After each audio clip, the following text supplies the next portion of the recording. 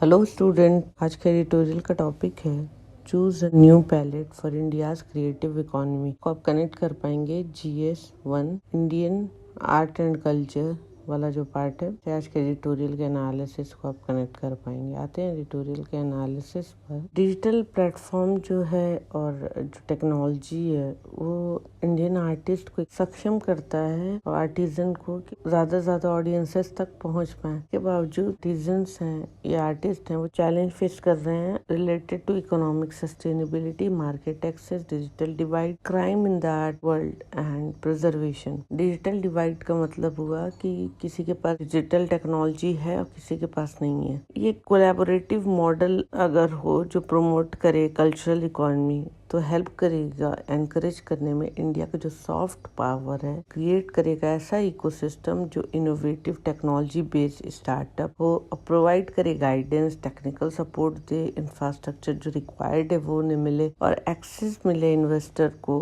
और जो network opportunities हैं उन्हें। तो अगर ये सारी चीजें प्रोवाइडेड हैं तो जो उनके इश्यूज आ रहे हैं वो रिजॉल्व हो जाएंगे, जो चैलेंजेस वो फेस कर रहे हैं। क्रिएटिव इकोनॉमी नई है और ये बहुत तेजी से ग्रो कर रही है। चैलेंजेस ये फेस करी है वो अपने आप में यूनिक है और उस पर पब्लिक ज्यादा ध्यान नहीं देती, ना ही प्राइवेट इन्वेस्टर्स। अभी क्या है कि बढ़ता जा रहा है recognition of economic importance of the art sector और वो हेल्प करेगा creation of job, economic growth, tourism, export, overall society का डेवलपमेंट। रिकॉग्नाइज करना इकोनॉमिक इम्पोर्टेंस ऑफ कल्चर को UNESCO world conference cultural policy and sustainable development Mondiacult 2022 organise हुआ था, address किया गया था जो हाल ही में चल रहे इश्यूज हैं मल्टी कल्चरल सोसाइटीज के, और गोल था इसका शेयर करना है विजन फ्यूचर कल्चरल पॉलिसीज के लिए और रीअफर्म करना जो इंटरनेशनल कम्युनिटी कमिटमेंट है और उससे फायदा उठाना जो भी कल्चरल ट्रांसफॉर्मेटिव पावर है सस्टेनेबल डेवलपमेंट के लिए। चैलेंजेस क्या है आर्टिस्ट के सामने? अगर ऑनलाइन प्लेटफॉर्म या सोशल मीडिया या डिजिटल कंटेंट क्रिएशन देखें तो ये इनेबल करता है आर्टिस्ट को, राइटर को, फिल्म मेकर, म्यूजिशियन और जो भी क्रिएटिव्स है वो एंगेज हो पाते हैं अपने ऑडियंसेस के साथ और टैलेंट के बेसिस पे वो पैसे कमा लेते हैं। वहीं पे अगर इंडियन आर्टिस्ट को देखें या आर्टिजन्स को देखें तो वाइटल रोल प्ले करते हैं इंडिया के ट्रेडिशनल आर्ट फॉर्म को प्रिजर्व करना और क्रिएट करना जो अभी कॉन्टेम्प्ररी आर्टवर्क है, और वो चैलेंजेस फेस कर रहे हैं एस्पेक्ट में economic sustainability, market access, preservation of traditional art form, क्योंकि रैपिडली जहाँ पर सोसाइटी जो है चेंज हो रही है। गवर्नमेंट सपोर्ट, कल्चरल इंस्टीट्यूशन और जो भी इनिशिएटिव है वो प्रोवाइड करे फिनेंशियल असिस्टेंस, ट्रेनिंग प्रोग्राम। अगर ये जो प्रॉब्लम है तो इसको सॉल्व करने के लिए क्या हो सकता है? गवर्नमेंट सपोर्ट करे, कल्चरल इंस्टीट्यूशन बने, इनिशिएटिव लिया जाए जहाँ पे फाइनेंशियल असिस्टेंस प्रोवाइड किया जाए, ट्रेनिंग प्रोग्राम दिया जाए, अपॉर्चुनिटीज दिया जाए आर्टिस्ट को कि वो अपने काम को दिखाएं। ये सारी चीजें तो प्रोवाइडेड है। इसके बावजूद और एफर्ट चाहिए प्रमोट करने के लिए जो कंटेम्प्ररी आर्टिस्ट हैं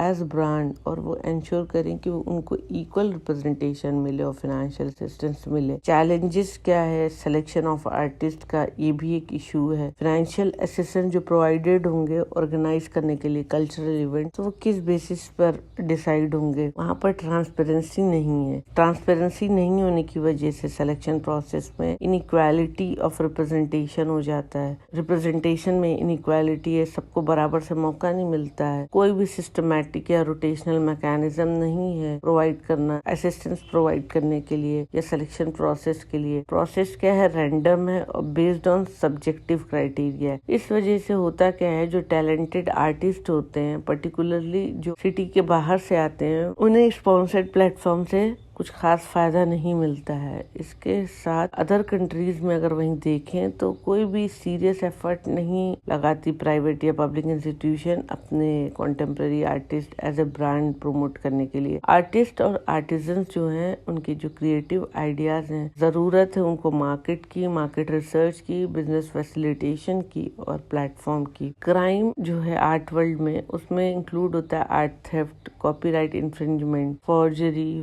फ्रॉड, फ्रॉड, इलिसिट ट्रैफिकिंग, तो ये सारी चीजें क्राइम है आर्ट के फॉर्म में। ये क्राइम और क्राइम से थोड़ा सा अलग है। एड्रेस करना इस क्राइम के लिए जरूरत है सिक्योरिटी मेजर्स को बढ़ा दिया जाए, international cooperation, public awareness, advance करना टेक्नोलॉजी, ऑथेंटिकेशन और ट्रैकिंग के लिए। तो ये है सोल्यूशन कि किस तरीके से ये सारे प्रॉब्लम दूर हो सकते हैं अगर ये सारे मेजर्स लिए जाए। अगर आर्ट वर्ल्ड में क्राइम टैकल हो जाता है तो ये हेल्प करेगा बढ़ाने में हेल्दी क्रिएटिव इकोनॉमी। अगर आर्ट वर्क डिपिक्ट करता है या एक्सप्लोर करता है कोई क्रिमिनल एक्टिविटीज होती है आर्ट इंडस्ट्री में ही, तो ये एक सिग्निफिकेंट चैलेंज है हमारे सामने। कोई भी ऐसा इंस्टीट्यूशनल इंफ्रास्ट्रक्चर नहीं है या एक्सपर्टीज या टेक्नोलॉजी नहीं है जो वेरीफाई कर सके ओरिजिनल आर्ट वर्क। ये गैप जो है वो लीड कर रहा है इनजस्टिस टूवर्ड जीनियस जो आर्टिस्ट हैं कंट्री के, अनजस्ट हो रहा है। इस तरह के ऑफेंस हैं वो कल्चरल हेरिटेज को फाइनेंशियल हार्म कर रहे हैं और इरोड कर रहे हैं। पब्लिक जो ट्रस्ट है उसको खत्म कर रहे हैं। एक्सप्लॉयटेशन जो इंडियन आर्टिस्ट का हो रहा है, जो मनी वो आर्ट वर्क अर्न कर रहे हैं वो कहीं पर अकाउंटेड नहीं है। जो मिस इन्फॉर्मेशन फैलाई जा रही है कल्चरल हिस्ट्री की बहुत सारी मीडियाज के थ्रू, तो ये सारा मिलके कंबाइन इशू बन जाता है। सोल्यूशन अगर इस क्या देखे तो इसमें है कि सिक्योरिटी मेजर्स बढ़ा दिया जाए, international cooperation, public awareness, advance technology for authentication. तो अगर ये सारे स्टेप्स ले तो जो ऊपर के आर्टिजन और आर्ट की प्रॉब्लम है वो रिजॉल्व हो जाएगी। रेगुलर अगर ऑडिट किया जाए जो भी एक्वायर्ड आर्टवर्क्स हैं तो इससे ट्रस्ट जो होगा बढ़ेगा, प्रिजर्व हो पाएगा, कलेक्शन जो इंटेग्रिटी का है, इंस्टीट्यूशनल रिकॉर्ड जो है इनकमिंग और आउटगोइंग आर्टवर्क का वो वेरीफाई किया जाए आइडेंटिफिकेशन के साथ, तो ये काफी हद तक थेफ्ट है या कॉपी है वो कम कर देगा। अगर इकोनॉमिक ग्रोथ को प्रमोट करना है तो सोल्यूशन जो है वो एनकरेज करेगा इंडिया के सॉफ्ट पावर को, जहाँ पर कैपेसिटी बिल्डिंग सेंटर होंगे और ये हेल्प करेंगे क्रिएट करने में एक ऐसा इकोसिस्टम जहाँ इनोवेटिव टेक्नोलॉजी बेस्ड स्टार्टअप हो आर्ट्स और क्राफ्ट सेक्टर में, और वो प्रोवाइड करें guidance, technical support, infrastructure, access investor और नेटवर्किंग अपॉर्चुनिटी। अगर ये सारी चीजें प्रोवाइड कर रहे हैं तो आर्ट एंड आर्टिजन्स को अपने आर्टवर्क को फैलाने में हेल्प मिलेगी। जो आर्टिस्ट की जरूरत है उस जरूरत को दूर करना चाहिए, प्रोवाइड करना चाहिए। एक फैसिलिटेशन सेंटर अगर हो तो वो हेल्प करेगा नॉलेज को बढ़ाने में, शेयर करने में, इकोनॉमिक एम्पावरमेंट में। सस्टेनेबल लाइवलीहुड सोल्यूशन ये होगा आर्टिस्ट और आर्टिजन के लिए। डेटा एनालिटिक्स यूज करना चाहिए बढ़ाने के लिए क्रिएटिव इकोसिस्टम जो कंट्रीब्यूट करे sustainable world. Government private players के साथ मिलकर आर्टिस्ट को एम्पावर करें और जो ये गैप इस इंडस्ट्री का उसको दूर करें और कंट्रीब्यूट करें पूरी तरह से ओवरऑल डेवलपमेंट की तरफ। जो क्रिएटिव इकोनॉमी की है उनको सपोर्ट प्रोवाइड करके रिसोर्स, अपॉर्चुनिटीज, इनोवेशन के लिए, एंटरप्रेन्योरशिप के लिए। इसके साथ जो एग्जिस्टिंग इंस्टीट्यूशन है उनको एड्रेस करना चाहिए बहुत सारी जो नीड है आर्टिस्ट की, जैसे कि training, professional development, material support, access to market, public validation, participation in large communities network. तो ये सारी चीजें अगर इंस्टीट्यूशन लेवल पर प्रोवाइडेड हैं तो आर्टिस्ट की प्रॉब्लम काफी हद तक दूर हो जाएगी। और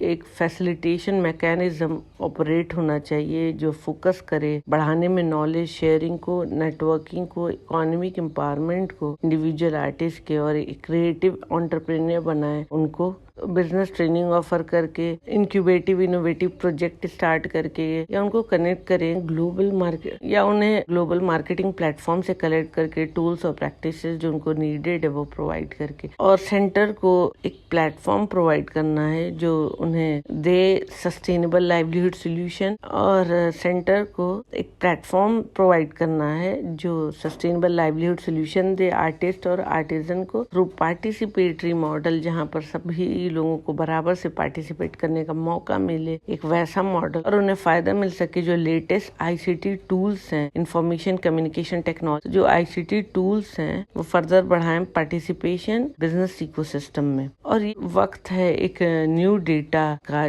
जहाँ पर जो इमर्जिंग ट्रेंड है उसे देखने की जरूरत है ग्लोबल लेवल पर, जहाँ पर ऐसी पॉलिसी लेकर आने की रिकमेंडेशन की जो बढ़ा सके क्रिएटिव इकोसिस्टम और वो कंट्रीब्यूट करे सस्टेनेबल वर्ल्ड में। फाइनली अगर देखें कंक्लूजन के तौर पर, तो इकोनॉमिक और कल्चरल जो सिग्निफिकेंस है आर्ट कल्चर का और क्रिएटिव इकोनॉमी का इंडिया में, चैलेंजेस सारे एड्रेस कर दिए जाए और जो प्रपोज सोल्यूशन है अगर उसको फॉलो किए जाए तो ये सपोर्ट करेगा ग्रोथ और development of art and artist as a whole. तो ये था आज का editorial analysis. Thank you for watching my video. Please share, like and subscribe.